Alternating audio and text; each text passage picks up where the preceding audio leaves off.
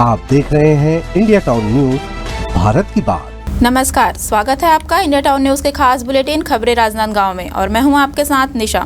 तो चलिए बुलेटिन की शुरुआत करने से पहले एक नजर आज की हेडलाइंस पर। चंद मिनटों की बारिश में तहसील कार्यालय जलमग्न, सरकारी इंतजामों की खुली पोल, सरकारी दफ्तर में निकासी व्यवस्था फेल।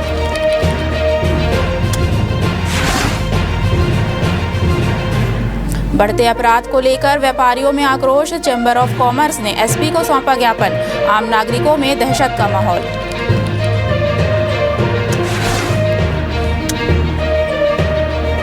बस्तर तर्ज पर मां दंतेश्वरी का भव्य पंडाल, लखोली में 9 दिनों तक मां दंतेश्वरी के दर्शन, माता दंतेश्वरी का भव्य मंदिर निर्माण।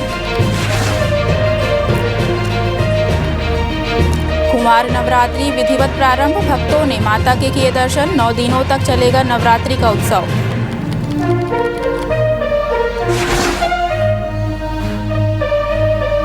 गरबा उत्सव समिति का भव्य आयोजन, 9 दिन 9 रंगों में रंगेगा शिवनाथ वाटिका, पार्किंग सहित अन्य व्यवस्थाएं दुरुस्त। चलिए बढ़ते हैं खबरों की ओर। भाजपा जिला अध्यक्ष कोमल सिंह राजपूत ने संगठन विस्तार को लेकर सक्रियता दिखाते हुए महापौर निवास पहुंचकर पूर्व सांसद एवं वर्तमान महापौर मधुसूदन यादव से रायशुमारी की। इस दौरान दोनों नेताओं ने जल्द ही संगठन विस्तार के तहत नए सदस्यों को जिम्मेदारी देने की योजना पर बातचीत की। कोमल सिंह राजपूत ने बताया कि जल्द ही संगठन विस्तार के तहत नए सदस्यों को विभिन्न जिम्मेदारियां दी जाएंगी, जिससे पार्टी की मजबूती और कार्यकुशलता बढ़ सके। इस पहल से भाजपा की जिला इकाई को और अधिक संगठित करने का प्रयास किया जा रहा है।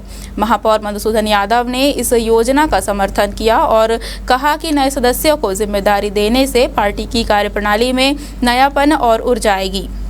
आपको बता दें कि भाजपा जिला संगठन विस्तार को लेकर जल्द ही महत्वपूर्ण निर्णय लिए जाएंगे, जिससे पार्टी की जिला इकाई और भी प्रभावशाली बन सकेंगी। अभी जिले की टीम की रचना करना है और उसी विषय में हम सभी अपने वरिष्ठ लोगों से, पूर्व के जितने अध्यक्ष रहे हैं उनसे, भारतीय जनता पार्टी में कार्यकर्ता निर्माण एक सतत प्रक्रिया है और संगठन में उनको स्थान दे करके उनके व्यक्तित्व को निखारने का काम हम करते हैं और इसीलिए एक एक पद के लिए एक एक कार्यकर्ता के विषय में अपने सारे वरिष्ठों से बैठ करके रायशुमारी करके उनसे बातचीत करके रचना करते हैं और अभी पूरे प्रदेश में जिला के टीम की घोषणा बारी बारी से चल भी रही है और हम भी बहुत ही जल्दी अपनी टीम की घोषणा करने वाले हैं।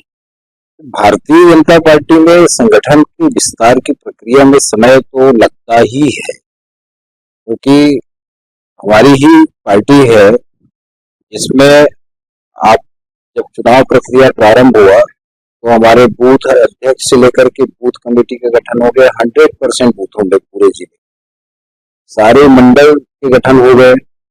उसके बाद निकाय और पंचायत के इलेक्शन आए, कुछ समय उसमें भी लगा और उसके बाद प्रदेश कमेटी की घोषणा भी पितृपक्ष के पहले हुई है।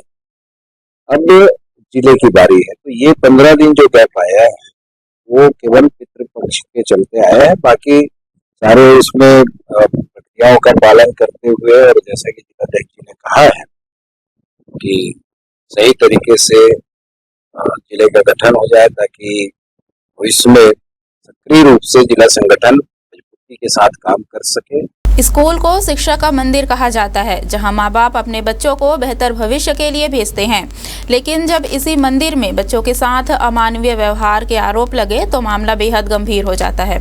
ऐसा ही एक मामला सामने आया है डूंगरगढ़ के नवोदय विद्यालय से, जहां कक्षा 6वीं में पढ़ने वाले छात्र ने अपने ही स्कूल के कुछ छात्रों और शिक्षकों पर गंभीर आरोप लगाए हैं। दरअसल राजनांदगांव जिले के डूंगरगढ़ स्थित नवोदय विद्यालय से एक सनसनीखेज मामला सामने आया है। कक्षा 6वीं में पढ़ने वाले एक छात्र ने आरोप लगाया है कि 17 सितंबर को कुछ छात्रों ने उसका गला दबाने की कोशिश की। जब उसने इसकी शिकायत शिक्षकों से की तो कोई कार्रवाई नहीं की गई। पीड़ित छात्र का कहना है कि अगले दिन फिर कुछ छात्रों ने उसकी पीठ पर रस्सी से मारा और धमकी दी कि अगर दोबारा शिकायत की तो अंजाम बुरा होगा। छात्र का दावा है कि उस पर आत्महत्या करने का दबाव बनाया गया, जिससे क्षुब्ध होकर उसने खुद को फांसी लगाने की कोशिश की। मामला सोशल मीडिया और मीडिया के माध्यम से जब सामने आया तो शिक्षा विभाग हरकत में आया। जिला शिक्षा अधिकारी, एसडीएम और बीईओ ने स्कूल का दौरा किया और जांच शुरू की। वहीं स्कूल के प्रिंसिपल संजय कुमार सिंह ने फांसी की बात को सिरे से खारिज करते हुए कहा कि छात्र मानसिक और शारीरिक रूप से सामान्य नहीं है और खुद घर जाना चाहता है। गौर करने वाली बात यह है कि यह नवोदय विद्यालय डूंगरगढ़ में ऐसा पहला मामला नहीं है। पिछले साल भी इसी स्कूल में एक छात्र ने आत्महत्या कर ली थी। इसके बावजूद इस बार फिर एक गंभीर आरोप सामने आना स्कूल प्रशासन की संवेदनशीलता और कार्यप्रणाली पर बड़े सवाल खड़े करता है। खास बात यह भी है कि पीड़ित छात्र ने अपने वीडियो में यह दावा किया है कि स्कूल प्रशासन ने जबरदस्ती उससे एक लेटर भी लिखवाया है। 17 तारीख शाम को 6 बजे मेरे को एक भैया गला दबाए थे। किसी सर को कंप्लेंट किया था आपने? हाँ। कौन से सर को किया था? रोशन सर, एमओडी। रोशन सर ने क्या कुछ एक्शन लिया था? नहीं लिया था। और 18 तारीख को सुबह क्या हुआ था?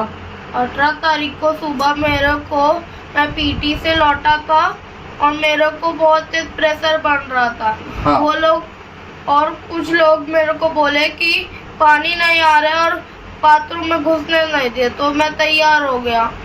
अच्छा, फिर तैयार हुआ, उसके बाद फिर 2 ठोक भैया लोग रस्सी को मेरे को पकड़ा दिए और फिर उससे पहले पीठ पे एक बार मारे थे। एक नॉर्मल चाइल्ड नहीं है, लाइक इसके आईज की बहुत प्रॉब्लम है। एक आंख, जैसे पेरेंट ने खुद बताया, एक आंख उसका काम नहीं करता है और जो दूसरा आंख है उसमें 30% ही विजन है, 70% विजन नहीं है, राइट।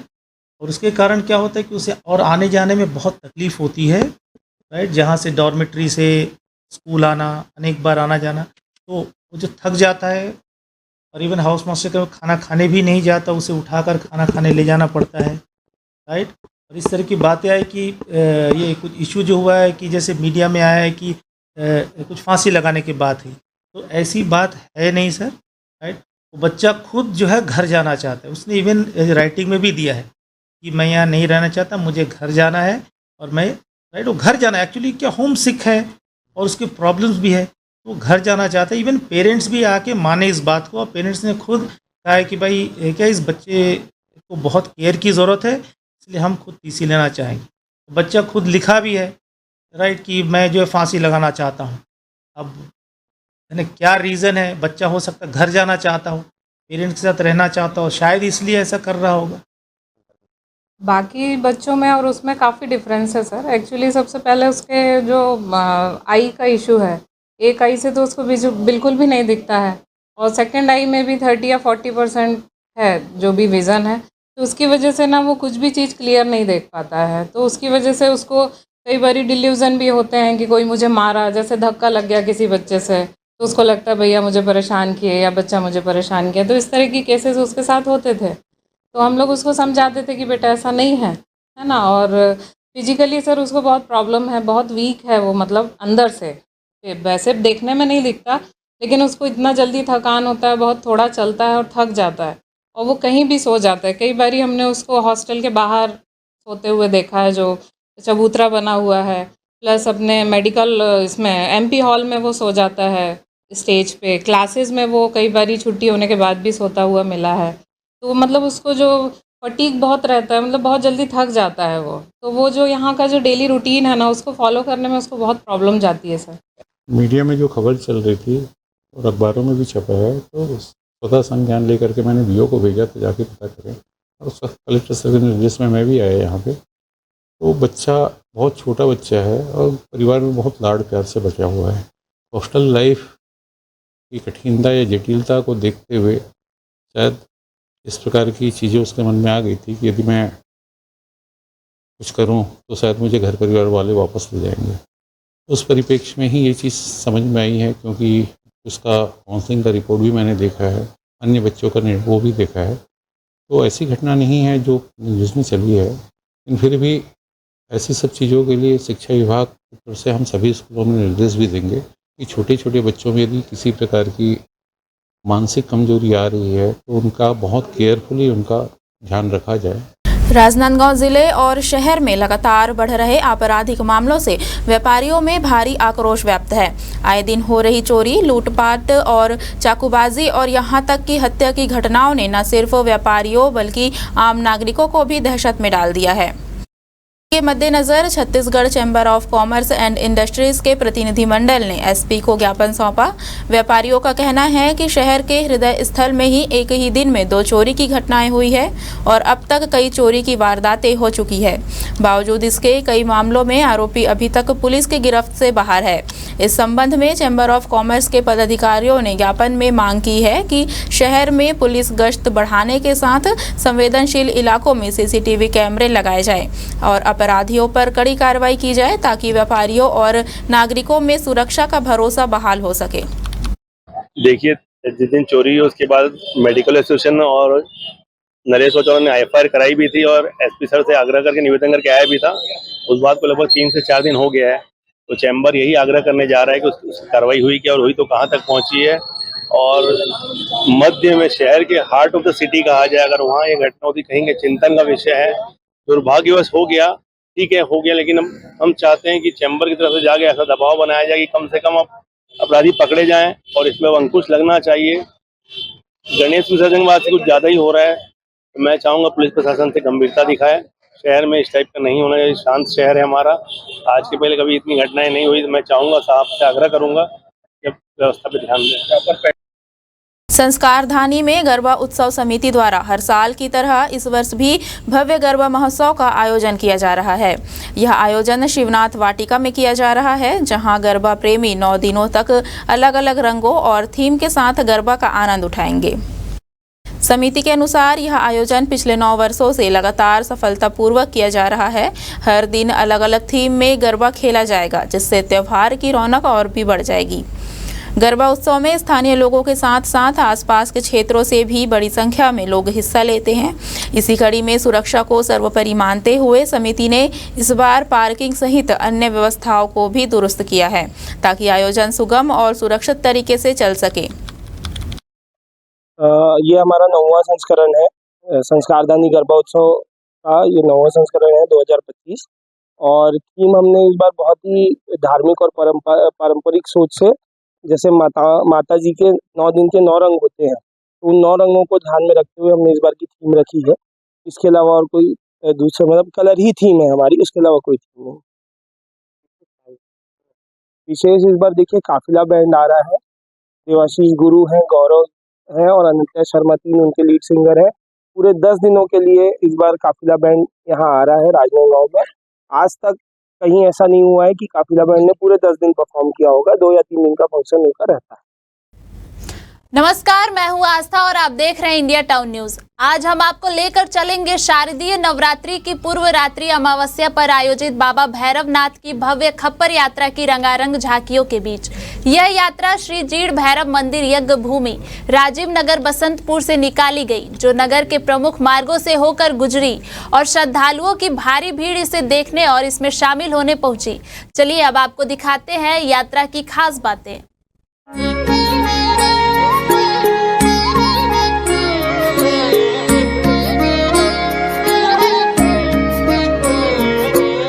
ढोल नगाड़ों की थाप के बीच निकाली गई यह परंपरागत यात्रा नगर के विभिन्न चौकों पर रुकती रही, जहां भक्तों ने हर्षोल्लास और श्रद्धा के साथ इसका स्वागत किया। यात्रा में भक्तों ने रथ को खूबसूरती से सजाया और दूर दूर से आए श्रद्धालु बड़ी संख्या में शामिल हुए। मंदिर के पुजारी के अनुसार मंदिर में कुल 5 खप्पर होते हैं, 2 खप्पर भोग के लिए, 1 जल का खप्पर, 1 विशेष प्रसादी खप्पर और 1 अग्नि का खप्पर। यहाँ पर प्रतिवर्ष ये जीन भैरव मंदिर है, राजनांदगांव राजीव नगर बसंतपुर में स्थापित है। हर वर्ष नवरात्रि, शारदीय नवरात्रि के एक दिन पहले जो अमावस्या पड़ती है, जिसको हम लोग कालरात्रि बोलते हैं, उस कालरात्रि के अवसर पर बाबा महामृत्युंजय हर्ष भैरवनाथ जी महाराज नगर भ्रमण के लिए निकलते हैं। रात्रि में जो यात्रा पूरे खप्पर को लेकर के बाबा, यहाँ हमारे 5 खप्पर होते हैं, 2 खप्पर जिसमें भोग के होते हैं, 1 खप्पर जिसमें जल का होता है और 1 खप्पर जो है विशेष प्रसादी का होता है, 1 खप्पर अग्नि का होता है। वो 5 खप्पर लेकर के बाबा भैरवनाथ जी यहाँ से नगर भ्रमण के लिए निकलते हैं। यहाँ पर सैकड़ों हजारों की संख्या में भक्तगण हर साल यहाँ एकत्रित होते हैं। आज की रात बहुत विशेष होती है इस मंदिर के लिए और हमारे शहर के लिए भी। नगर की सुरक्षा की दृष्टि से सब प्रकार की नकारात्मकता को दूर करने के लिए बाबा भैरवनाथ जी नगर भ्रमण के लिए निकलते हैं। आज श्री जीण भैरव मंदिर अब श्रद्धालुओं की गहरी आस्था का केंद्र बन चुका है, जहां आकर भक्त अपनी मनोकामनाएं पूरी करते हैं। नवरात्रि की प्रतिपदा के शुभ अवसर पर भी यहां दीप प्रज्वलन और पूजा अर्चना का भव्य आयोजन किया जाएगा। इस अवसर पर विशेष हवन और भजन कीर्तन का आयोजन होगा। मंदिर समिति की ओर से दूर दूर से आने वाले भक्तों के लिए स्वागत की विशेष व्यवस्था, सुरक्षा और मंदिर परिसर की साफ सफाई का भी विशेष ध्यान रखा गया है।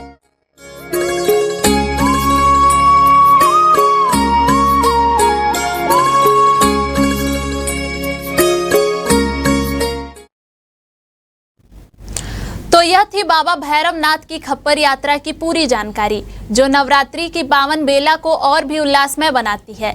इस यात्रा में शामिल होकर भक्तों ने अपनी श्रद्धा का सुंदर परिचय दिया। आप देख रहे हैं इंडिया टाउन न्यूज, भारत की बात। कुमार नवरात्रि का पावन पर्व विधि विधान और श्रद्धा के साथ प्रारंभ हो गया है। प्रथम दिन भक्तों ने मां दुर्गा की आराधना कर उनके दर्शन किए और खुशहाली समृद्धि के लिए प्रार्थना की। 9 दिन तक चलने वाले इस नवरात्रि महोत्सव में मां दुर्गा की आराधना की जाएगी और उनकी पूजा पाठ का क्रम जारी रहेगा।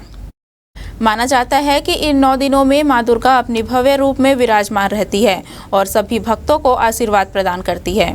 इस अवसर पर मां बमलेश्वरी मंदिर में आज से पूजा पाठ की शुरुआत हो चुकी है, जो नवरात्रि के समापन तक लगातार चलेगी। मां के दर्शन के लिए दूर दूर से श्रद्धालु पैदल डोंगरगढ़ की ओर रुख करते हैं और अपनी मनोकामनाएं मां के दरबार में प्रार्थना स्वरूप मांगते हैं। इस वर्ष भी भक्तों की श्रद्धा और आस्था देखने लायक है, जो मां दुर्गा की कृपा पाने के लिए मंदिरों में जुटे हैं। शारदीय नवरात्र के पावन अवसर पर राजनांदगांव के लखोली क्षेत्र में इस बार एक विशेष आकर्षण के देखने को मिल रहा है। यहां स्थानीय समिति द्वारा बस्तर की प्रसिद्ध मां दंतेश्वरी मंदिर की तर्ज पर एक भव्य पंडाल का निर्माण किया गया है, जो श्रद्धालुओं के लिए आस्था और आकर्षण का केंद्र बन गया है। इस पंडाल में विराजित मां दंतेश्वरी की प्रतिमा का स्वरूप भी बस्तर की पारंपरिक शैली में तैयार किया गया है। अगले 9 दिनों तक भक्तगण यहां दर्शन कर सकेंगे और मां से आशीर्वाद प्राप्त कर सकेंगे। समिति के सदस्यों ने इस पंडाल को भव्य रूप देने के लिए कई दिनों की अथक मेहनत की है। पंडाल की सजावट, प्रतिमा की भव्यता और चारों ओर का वातावरण श्रद्धा से परिपूर्ण है। समिति ने बताया कि यह पंडाल न केवल धार्मिक आस्था का प्रतीक है, बल्कि बस्तर की सांस्कृतिक विरासत को भी जीवंत करता है। पंडाल में सुरक्षा और सुविधा के विशेष इंतजाम किए गए हैं, ताकि श्रद्धालुओं को किसी प्रकार की असुविधा न हो। पहले तो राजनांदगांव के सभी भक्तजनों को मेरा जय जोहार। और हम लोग यहाँ दक्षिणेश्वरी मंदिर अगले साल बनाए थे और इस बार बना है बस्तर की माता रानी दंतेश्वरी जी को। तो मेरा राजनांदगांव के सभी भक्तजनों से निवेदन है कि यहाँ आए और हमारी मेहनत को देखें, क्योंकि हम महिलाएं भी यहाँ बढ़ चढ़कर बहुत हिस्सा लेते हैं। बहुत बस्ती की सारी महिलाएं आती हैं, अपना सहयोग देती हैं और मंदिर भी और पंडाल भी बहुत अच्छा बना है। तो आप लोगों से निवेदन है कि यहाँ आए और मंदिर का एक बार दर्शन करें। जय माता दी। हमने कितनी मेहनत से यहाँ पर माता बस्तर की दंतेश्वरी माता का यहाँ पर रूप विराज किए हैं। धन्यवाद।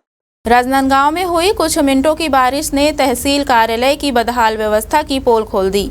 थोड़ी ही देर की बरसात में पूरा कार्यालय परिसर पानी से लबालब भर गया, जिससे वहां आने वाले नागरिकों और कर्मचारियों को भारी परेशानियों का सामना करना पड़ा।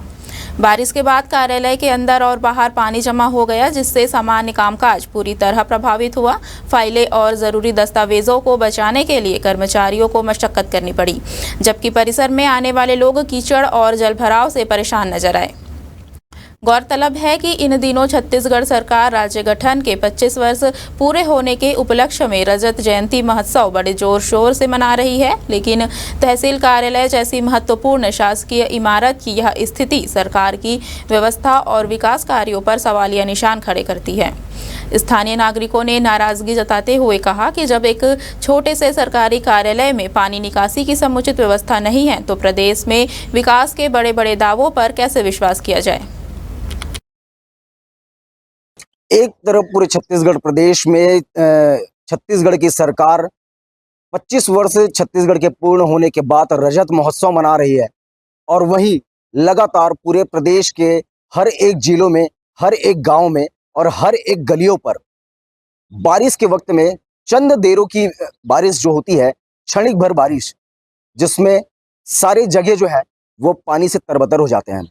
अभी इस वक्त हम राजनांदगांव के तहसील कार्यालय पर खड़े हुए हैं और मौजूदा रूप में अभी कुछ देर पहले ही तकरीबन 15 मिनट की बारिश हुई है और 15 मिनट की बारिश से आप जो तमाम तस्वीरें देख पा रहे होंगे, ये वो तस्वीरें हैं जो कि शासकीय विभाग के और शासन की उस 25 वर्षों के उत्साह का पोल खोलते हुए नजर में आ रही है कि जिस प्रकार से जो यहाँ पर सड़कों की, आम लोगों के आवागमन की व्यवस्थाओं को सुनिश्चित करनी चाहिए थी, वहीं अब यहाँ का आलम कुछ ऐसा है कि चंद देरों की बारिश में पूरी सड़क जो है पानी से लबालब भर जाते हैं।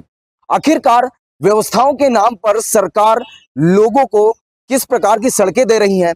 आखिरकार शासकीय विभाग में जो भी लोग अपने कार्य को लेकर के आते हैं वो उनको ऐसे ही रास्तों से गुजरना पड़ता है। इस विषय को लेकर के उन जिम्मेदार नेताओं से जवाब जानने की कोशिश करेंगे कि जब उन लोगों ने धूप और सर्दी गर्मी की व्यवस्था तो कर दी गई है, मगर वहीं बरसात के समय में जो सड़कों पर पानी भर जाती है, एक तरफ मैं आपको दिखाना भी चाहूंगा कि नालियां भी बनाई गई है, मगर किसी भी प्रकार से नालियों की साफ सफाई सुनिश्चित नहीं हो पाती है। कचरे इस तरीके से लबालब जाम हो जाते हैं और पानी जो है वो सड़कों पर आ जाते हैं, जिसकी वजह से लोगों को काफी दिक्कतों का सामना करना पड़ता है। इस विषय को लेकर के जो भी जिम्मेदार होंगे उनसे भी जवाब जानने की कोशिश करेंगे कि आखिरकार छत्तीसगढ़ के 25 वर्ष पूरे होने के बावजूद भी आज तक के लोगों को उचित सुविधा नहीं मिल पाई है। मोहला मानपुर क्षेत्र के खड़गांव थाना अंतर्गत एक नाबालिग से दुष्कर्म के मामले में पुलिस ने आरोपी युवक को गिरफ्तार कर लिया है। आरोपी को न्यायिक रिमांड पर जेल भेज दिया गया है। मामला 30 जुलाई 2025 को सामने आया था, जब पीड़िता के परिजनों ने उसकी गुमशुदगी की रिपोर्ट थाने में दर्ज कराई थी। जांच के दौरान पुलिस को जानकारी मिली कि भैंसबोड़ गांव का रहने वाला 19 वर्षीय नवीन कुमार मांझी नाबालिग को बहला फुसलाकर मुंबई ले गया है। पुलिस ने मामले को गंभीरता से लेते हुए लगातार दबिश दी। आखिरकार 19 सितंबर को आरोपी अपने गाँव लौटा, जिसके बाद उसे तुरंत हिरासत में लिया गया। पूछताछ और कोर्ट में दिए गए पीड़िता के बयान के अनुसार नवीन ने उसे मुंबई में कई बार अपनी हवस का शिकार बनाया। हमारे खास बुलेटिन खबरें राजनांदगांव में फिलहाल इतना ही। मुझे दीजिए इजाजत, नमस्कार। आप देख रहे हैं इंडिया टाउन न्यूज, भारत की बात।